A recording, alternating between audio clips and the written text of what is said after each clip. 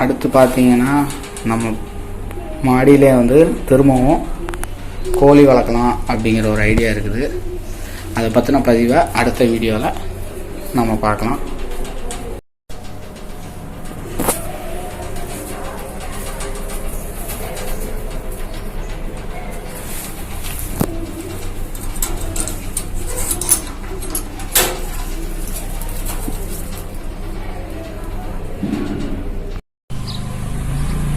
வணக்கம் நண்பர்களே. நம்ம பண்ணையோட அடுத்த கட்ட நகர்வாக நம்ம பண்ணைக்கு புதுசாக 2 கூண்டு வாங்கியிருக்கோம். இப்போ நீங்கள் வீடியோவில் அந்த கூண்டை தான் பார்க்குறீங்க. 1.5 × 1.5 அளவு வந்து இது வந்து பார்த்தீங்கன்னா தனியாக செய்ய கொடுத்து வாங்கினது. முயல் குட்டி அடுத்தடுத்து போட்டுக்கிட்டு இருக்குது நம்ம பண்ணையில். நம்ம பண்ணையில் முத நீங்கள் ஃபஸ்ட் வீடியோவில் பார்த்தீங்கன்னா தெரிஞ்சிருக்கும். 7 குட்டி ஒட்டுக்கா வச்சுருந்ததை இப்போ தான் ஆண் மயில் ஒன்று தனியாக பிரித்து விட்ருக்கு. அதோட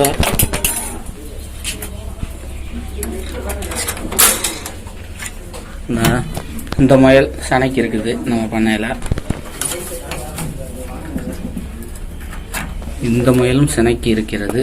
அடுத்து ஒவ்வொரு முயலும் குட்டி போடுற ஸ்டேஜில் இருக்கிறதுனால குட்டியெல்லாம் பாதுகாக்கிறதுக்காக தனியாக கூண்டு 2 கூண்டு செஞ்சுருக்குது.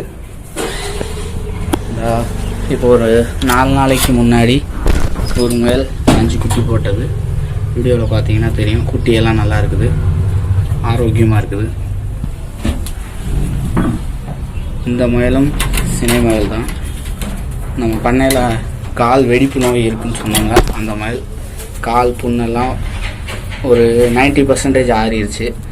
சினைக்கு விட்டு இப்போ ஒரு 15 நாள் சினையாக இருக்குது இந்த முயல் குட்டி. அதுக்கப்புறம் இதில் இப்போ ஒரு 45 நாள் ஆன குட்டி 3 குட்டி கிடக்கு.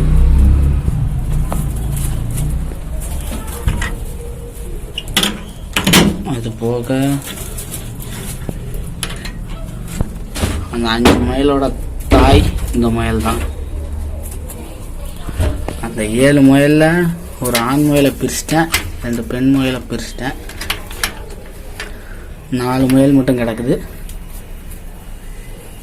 இங்கே ஒரு கூண்டு வச்சுருக்குது. இப்போ நம்மளோட இன்னொரு கூண்டு பார்த்தீங்கன்னா வாங்க இன்னொரு கூண்டை போய் பார்க்கலாம். இன்னொரு கூண்டு ஷெட்டோட பக்கத்தில் ஒரு ரூமில் வச்சுருக்கிறேன். வெயில் காலம் அப்படிங்கிறனால இது இரும்பு தான் ஃபுல்லாக. ஆண் முயல் அந்த சைடு ஒன்று இருக்குது, இந்த இதில் ஒரு ஆண் முயல். இந்த முயல் 4 குட்டி போட்டுச்சு, 2 குட்டி இறந்துருச்சு, 2 குட்டி தாய் முயலோட விட்டாச்சு. இல்லை நீங்களே பார்த்தீங்கன்னா தெரியும் எப்படி தூங்கிட்டு இருக்கு. பேபிஸ் செம்ம க்யூட் பேபிஸ்.